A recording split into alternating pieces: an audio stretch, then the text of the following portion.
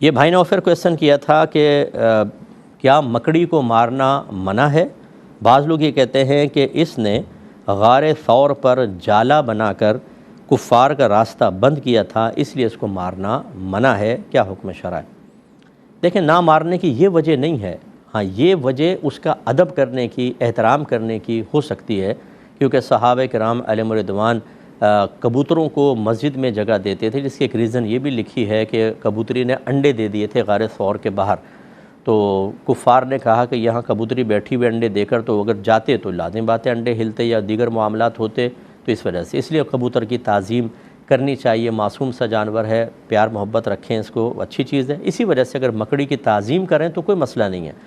لیکن اس وجہ سے مارنا منع ہے ایسی کوئی بات نہیں ہے۔ دوسری بات یہ ہے کہ بلا وجہ کسی بھی جاندار کو مارنا منع ہوتا ہے، ایک چونٹی کو مارنا بھی منع ہے، لیکن اگر وہ آپ کے لیے موذی ہو جاتی ہے، مثال کے طور پہ بعض مکڑیاں ایسی ہوتی ہیں جو زہریلی ہوتی ہیں